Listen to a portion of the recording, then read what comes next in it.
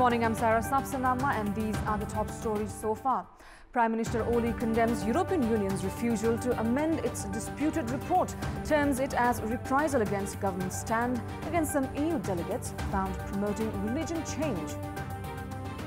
Confusion arises on the appointment of new Inspector General of Police. Unclear legal provision leads to uncertainty of a correct procedure.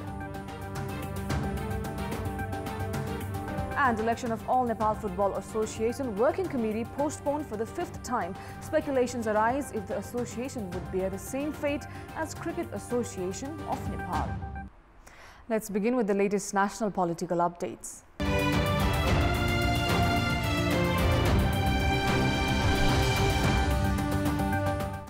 Prime Minister Oli has intensely criticized the disputed report over its observation of the provincial and House of Representatives elections prepared by the European Union. The EU's election observation mission had suggested amending the Nepalese constitutional provision of a reservation of the Khas Arya community. Prime Minister Oli vented ire at the European Union after he ignored the suggestion of the Ministry of Foreign Affairs and the Election Commission to amend its report. Saying that Nepal has been humiliated by the European Union's report, Prime Minister Oli requested for its immediate correction. Speaking at a program organized in the capital yesterday, Premier Oli termed the EU's refusal to amend the report as its undue rigidity. He also clarified that the under-evaluation of the recent achievements would not be acceptable. European Union observation team का नाममा आएको प्रतिवेदन सच्याउला भनेको थप जिद्दीपूर्ण अभिव्यक्ति देखियो दुःखको कुरा हो मैले बडो के भनेदेखि एउटा राष्ट्रको हिसाबले हेपिएको र अपमानित भएको महसुस गरेको छु. Prime Minister Oli said that a few EU members were sent back after they were found promoting religion change in Nepal. He said that the report reflected antagonism against the same. Observation का नाममा आउने र धर्म प्रचार गर्ने अरु business अरु खेती यो कुरा चल्दैन थियो. त्यसकारण फिर्ता पठाइयो. त्यसको प्रतिशोध प्रतिवेदनमा लिने होइन.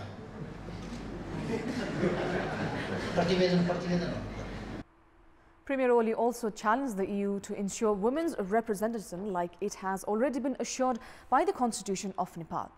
Prime Minister Oli was of the opinion that Nepal had done exemplary works in ensuring inclusive participation and representation of women in all levels of the government. A total of 41 women were elected at local levels and the election of the provinces and the House of Representatives. Now, homework is underway for the unification of CPN UML and CPN Maoist Centre on the 4th and 5th of April. The dates for the unification have been specified after Prime Minister KP Sharma Oli expressed his desire to make a state visit to India as the powerful chairman of the unified party. Prime Minister Oli is in preparations to visit India from 6th to 8th of April. The task force formed for the unification has expedited its homework for the unification on 4th and 5th of April following a directive from the chairman of both the parties. Prime Minister Oli and Maoist Centre Chairman Pushpa Kamal Dahal have also directed the task force to complete the remaining tasks for the unification procedure at the earliest. The task force has made arrangements to submit its final report to the Unification Coordination Committee within a few days. The task force has prepared a report which has provisioned 300 members in the Central Committee, 100 members in the Politburo and 33 members in the Standing Committee. They have also reached an agreement based on which both the chairmen are to lead the unified party without other officials until a general convention is held. Now, the Central Committee meeting of Nepali Congress have moreover turned into intra-party altercation instead of focusing on the set agenda of assessing the party's performance in recent elections. Senior leader Ramchandra Paudel and former General Secretary Krishna Shitola have openly stood against party president Sherbadu Dewa. However, the deliberate silence of the Koilala camp towards the dispute has been witnessed as something meaningful. In a meeting held yesterday, the faction comprising leader Paudel alleged that Nepali Congress has been rendered significantly weak due to Dewa's wrong decisions and single-handed working manner. Former General Secretary Sitola also strongly vented ire at party president Dewa, while the leaders affiliated with the founding faction have been defending Dewa. However, the entire Koirala family has remained silent even at a time when the power equation inside Nepali Congress is on the brink of transformation following the upcoming General Assembly. Now, General Secretary Sashanka Koirala, elected from the Paurial faction, has refrained from openly criticizing Party President Dewa. On the other hand, Shekhar Koirala and Sujata Koirala have been criticizing Dewa in public forums.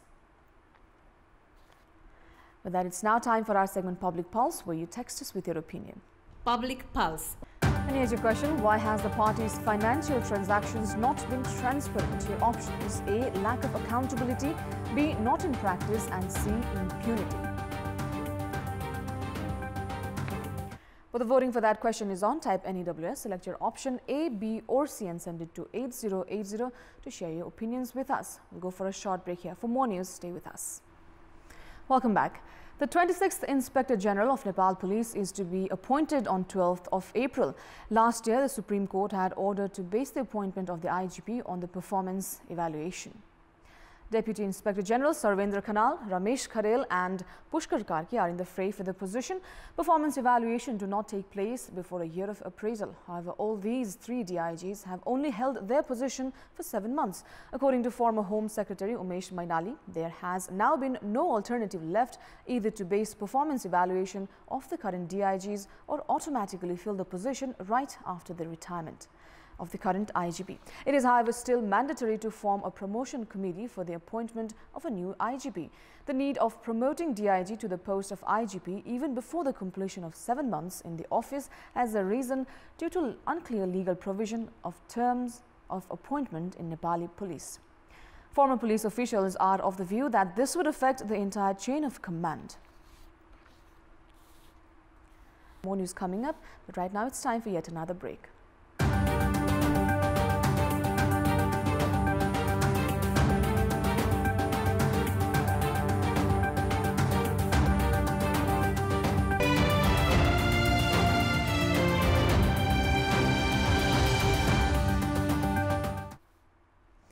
Sugar industries in the Tarai are to release payments to sugarcane farmers from the 5th of April after the Industry Minister Matrika Prasad Yadav warned of taking actions against sugar industrialists if they further delay their payment.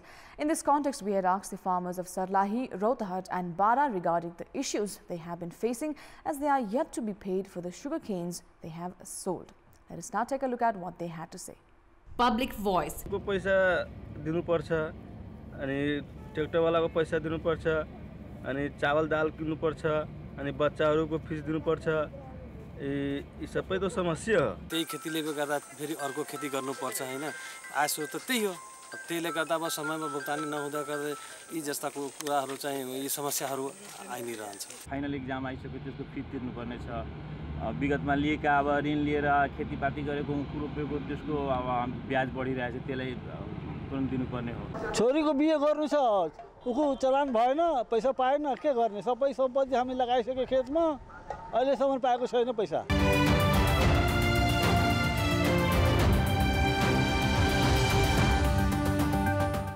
Media of All Nepal Football Association (ENFA) has been postponed for the 5th time.